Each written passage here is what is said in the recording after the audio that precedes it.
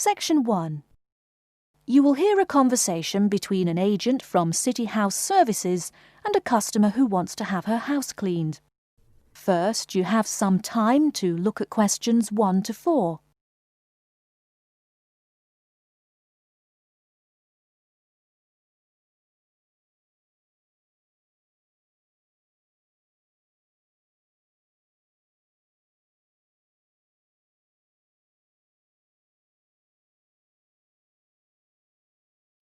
Now we shall begin.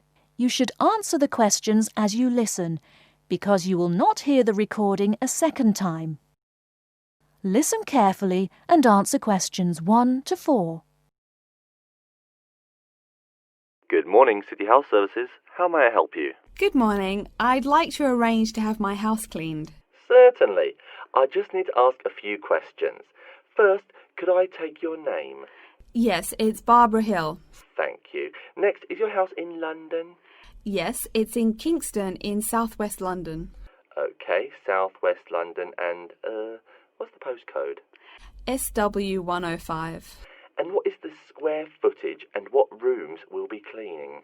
The whole house is 268 square feet, and there is no need to clean all the rooms. I only want to have my bedrooms cleaned. Okay. How many bedrooms does the house have? 3 bedrooms. Oh no, sorry, we used to have 3 bedrooms, but we only have 2 bedrooms now. Are those single bedrooms or doubles? Doubles. Fine, 2 doubles. There's one more room which needs cleaning. It was used as a bedroom before, and now we have converted it into an office. I understand. 3 rooms have got to be cleaned. And are all of those rooms upstairs?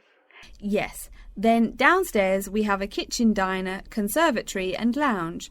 The kitchen diner is quite large and has the usual equipment: cooker with oven, refrigerator, cupboards and worktops. The conservatory has a lot of plants, but there's no need to take care of them. The lounge has a leather 3-piece suite and a large coffee table. Thank you. And do you keep any pets? Yeah, I really love keeping them. I've got 2 dogs and 3 cats. Okay, then if our staff come over to offer the service, please take your pets away. Have you looked at our service packages? Yes, I have one in front of me. Excellent. Before you hear the rest of the conversation, you have some time to look at questions 5 to 10.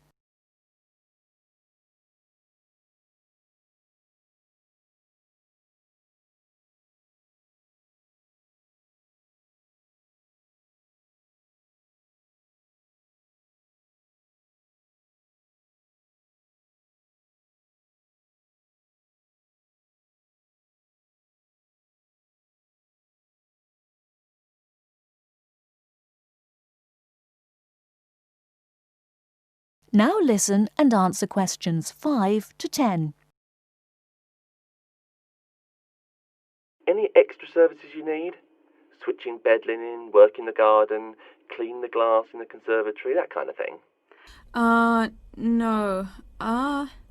Actually, replacing the bed linen, yeah, that would be good. No problem. I'll just make a note of that. How about curtains, mats and carpets?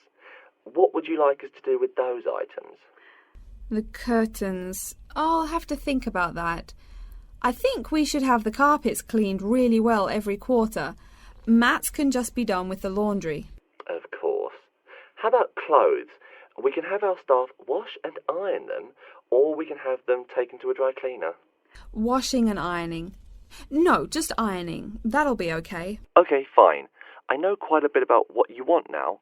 I should let you know that we're located on 12 Amy's Road. That's Amyes.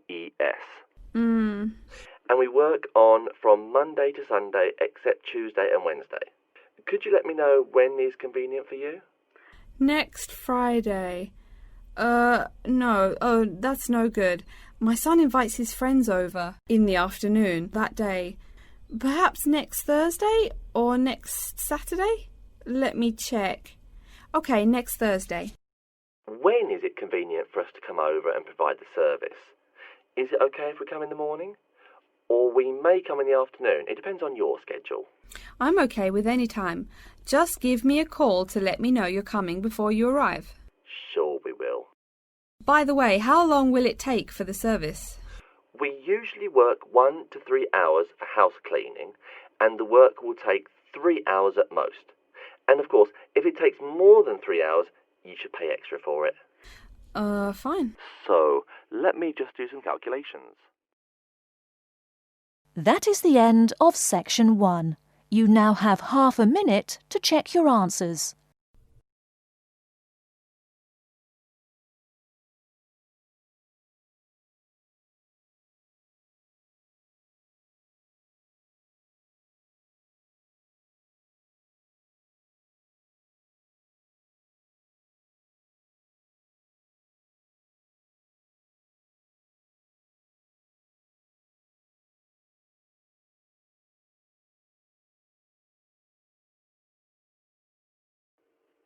Now turn to section 2.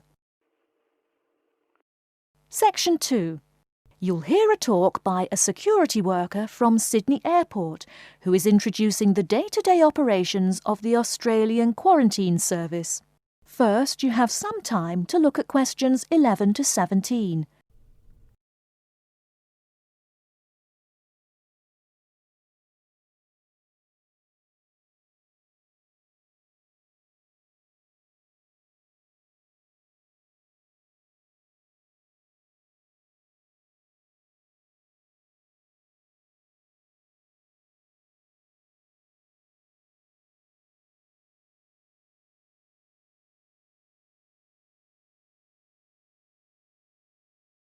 Now, listen carefully and answer questions 11 to 17. Hi everyone and welcome to Sydney Airport. Today I'll be giving you the inside information on the day-to-day operations of the Australian Quarantine Service here. We hope to provide you with a better understanding of why such heavy security regulations are necessary by educating you on how we operate and why we do the things we do. We're not here to try to persuade you to fly through Sydney Airport, though we hope you'll find your experience relatively stress-free and comfortable. First things first, our personnel. Can anyone guess how many people work at Sydney Airport? We have 200 alone working in Terminal 2, so can you guess how many in the whole airport? I heard someone say 360. That's getting closer. What? Did someone say 2,000? That's way too high. Sydney Airport actually employs 440 people. A lot, right? And about half of those employees work in security-related matters. Moving on to our not-so-human employees, let's come and see our favourite pooch, Milton. Milton is our best drug-sniffing dog on the force. He's friendly to most people. You can even come pet him at the end of our tour. Burnouts, beware though. He'll find everything. Notice that even though there are so many of us around him, Milton stays quite calm. This is the precise reason he was chosen for the job. Dogs that are chosen are not predisposed to sniff out different narcotics. That's something we teach them already. So here's a part of the airport most people never notice, the cargo transport terminal. This is where packages are shipped to and from. Normally, we ship around 4,400 packages per month. In this airport alone, over 52,000 packages were shipped in and out over the past year. We ship to and from 170 different countries. Not bad, eh? Probably it will go up to over 72,000 packages this year. And despite over 100 flights in and out of here daily, the number of lost or delayed packages is impressively low. If you send your package through here, rest assured we'll get it where it's going.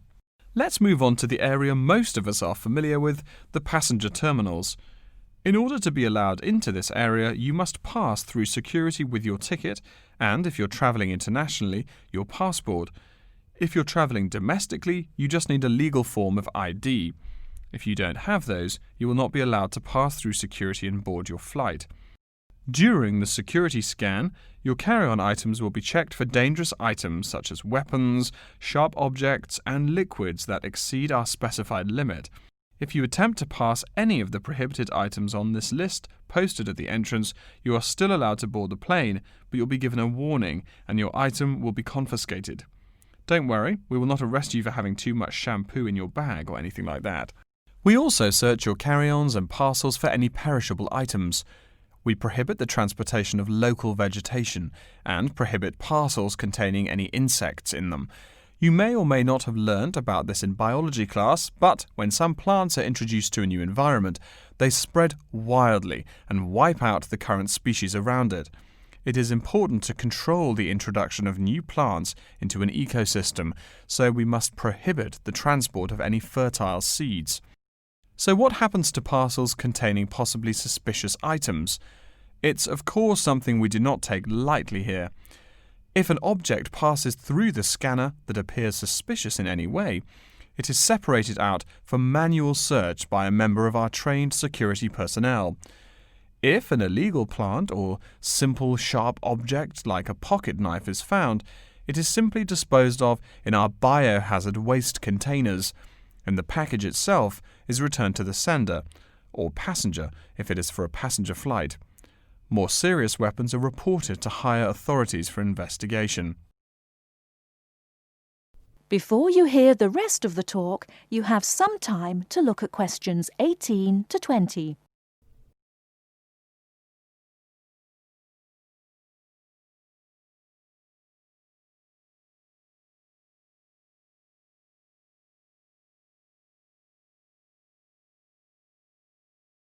Now listen and answer questions 18 to 20. As far as parcel security, the material of the parcel is important. For shipped goods, the most common material used and the most widely accepted is paper. Make sure it is packed sturdy enough with no rips or tears. We've definitely had packages rip open before due to haphazard packing. A more common problem, though, is the package labels. When an item does not make it to the right place, this is the most common reason. The label may not be in the right place or marked clearly enough. If you're receiving any items from abroad that must be declared, please remember our guidelines in order to ensure the timely delivery of your item. Make sure it is packed correctly, and we ask that you notify customs between 2 and 10 days within the item's scheduled arrival date. OK, before we move on, are there any questions? That is the end of section 2. You now have half a minute to check your answers.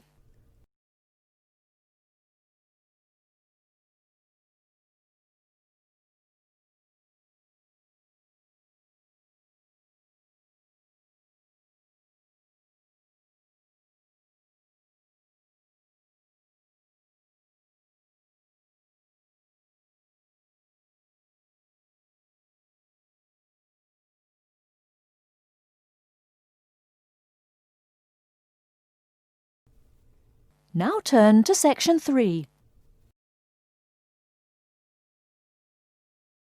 Section 3. You will hear a librarian called Adam Smith talking to the students about how to use the facilities in the library. First, you have some time to look at questions 21 to 26.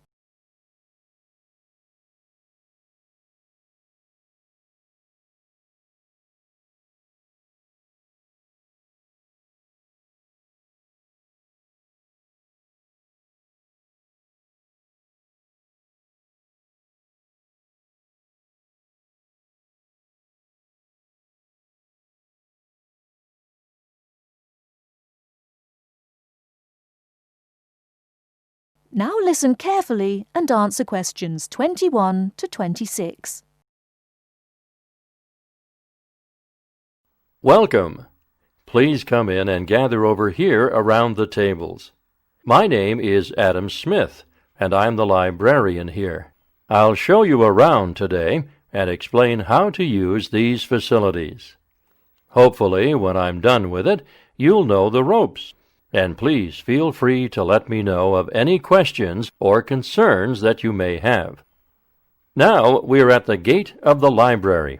Upon entering into the door, you'll find that the restrooms are on your left-hand side. and opposite them is a photocopy room. Many of you are wondering about the check-in and check-out process. What you have to do is go to the circulation desk, which is to the east of the photocopy room. The reading room is a really large area in the center of the library, just to the north of the circulation desk. I'm sure you won't miss it.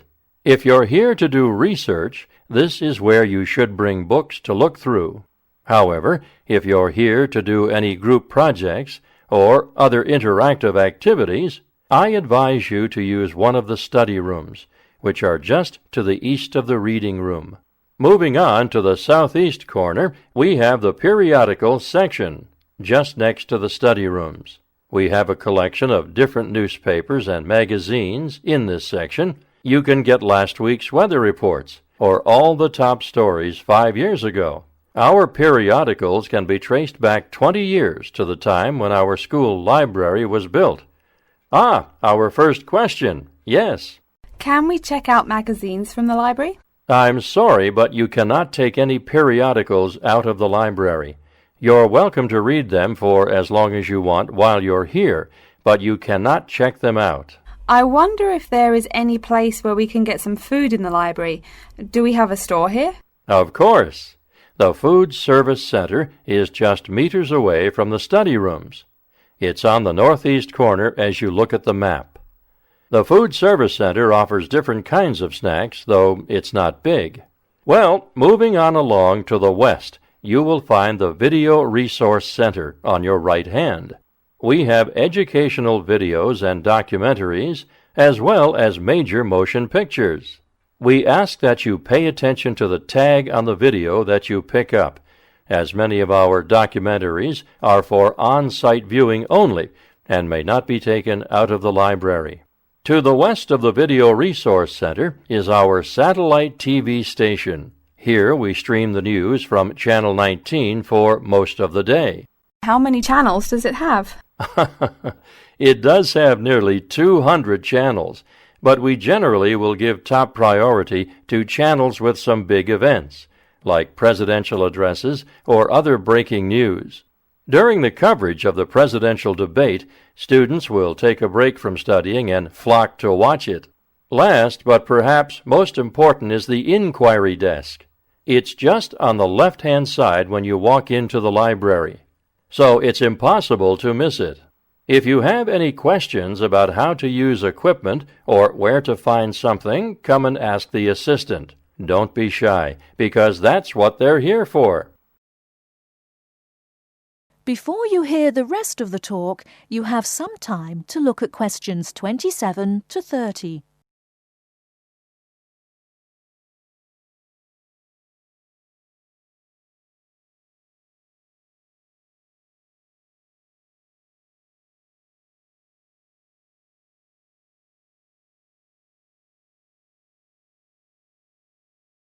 Now listen and answer questions 27 to 30.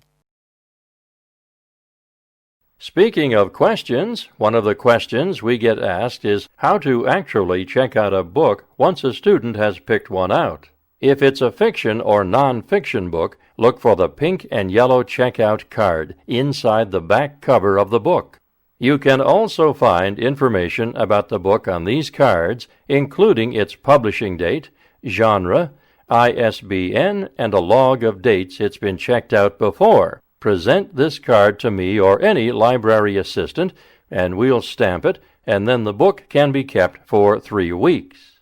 You can find general information on a field of study by using one of our subject guides. We have them on paper here, but any of our computers will allow you to search within fields as well. What if the library doesn't have a resource we're looking for? Great question. I'm going to address that. Our library is a network with a number of other universities in the area, so if there is something you're looking for and it's available somewhere in the area, we'll be able to get it for you. However, there are universities which are not part of the network, so we do not share resources with them. If you want more information about the library and its resources, you'll find it in a labeled blue folder on my desk in the Enquiry section. Okay, so that's a lot of information all at once, and I don't expect you to remember it all.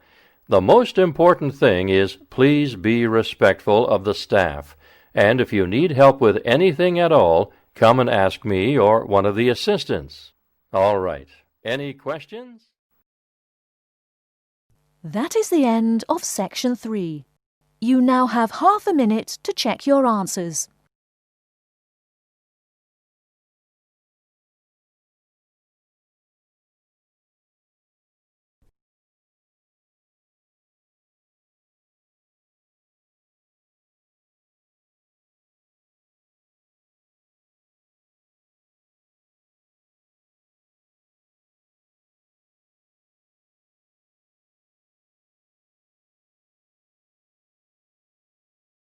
Now turn to section 4. Section 4. You will hear a lecture about Crocodylus niloticus and its living habits. First, you have some time to look at questions 31 to 40.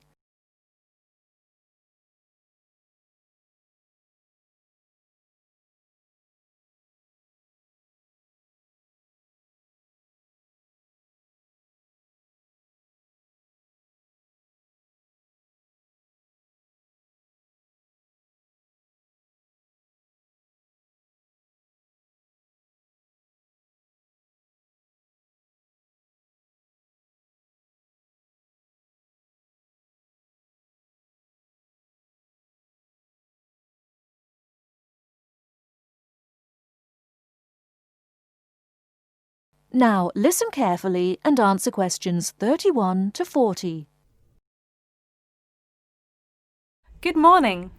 Today we will continue our study of Crocodylus niloticus by talking about its living habits. We've already discussed the evolutionary attributes that set it apart from its crocodile relatives. Does everyone remember that?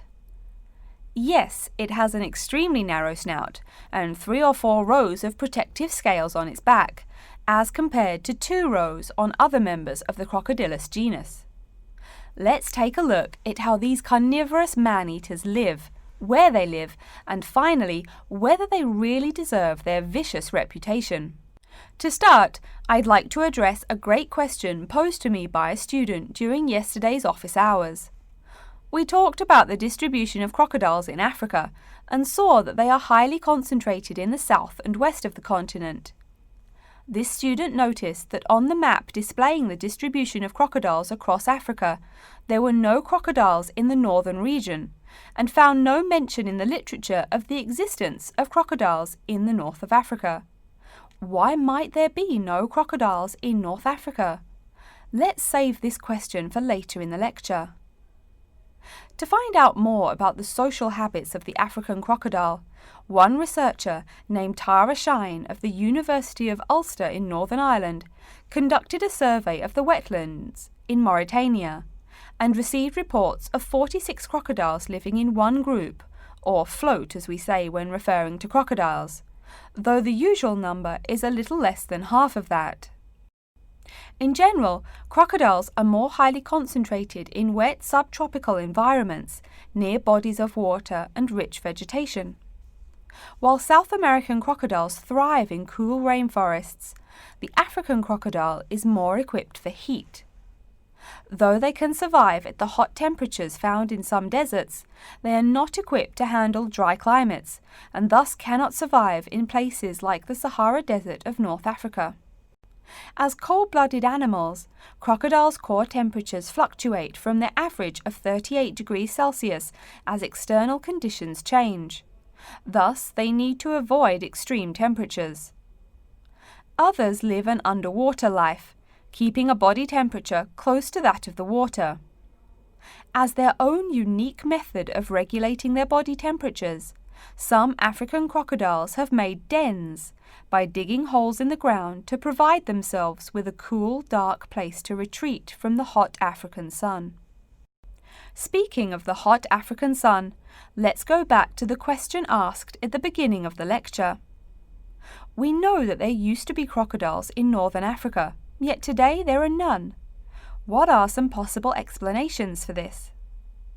Some students have suggested that the African crocodile has evolved from a desert creature into a wetland creature, thus causing them to migrate south for more appropriate conditions.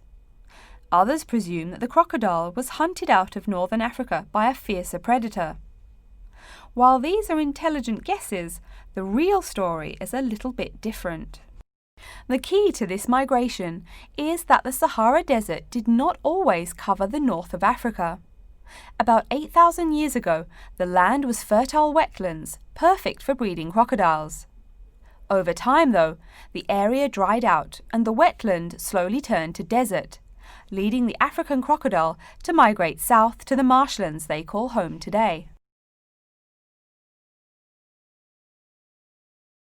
Some crocodiles did, however, adapt to living in dry conditions.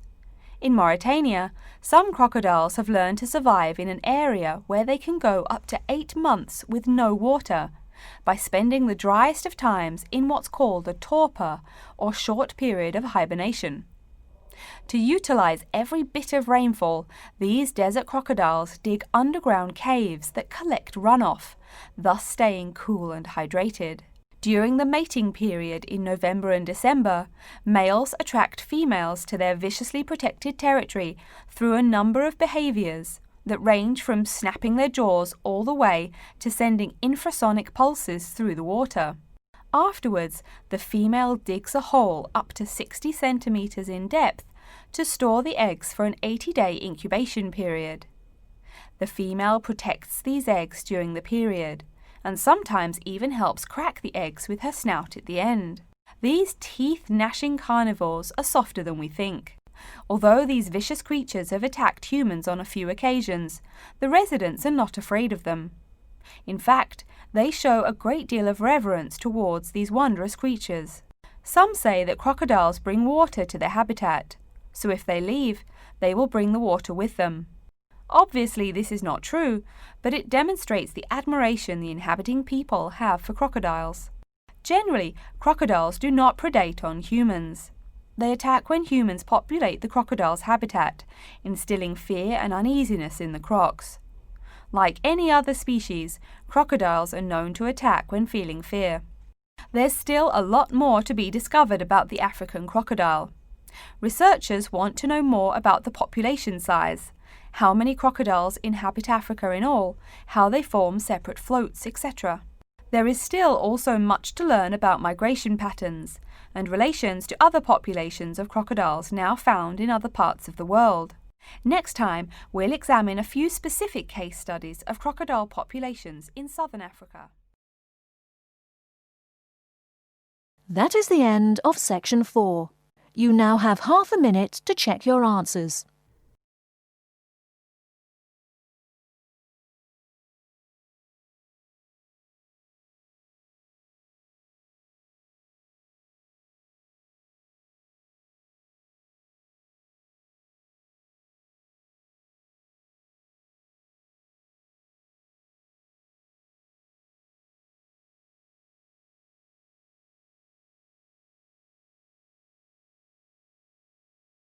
That is the end of the listening test. You now have 2 minutes to check your answers.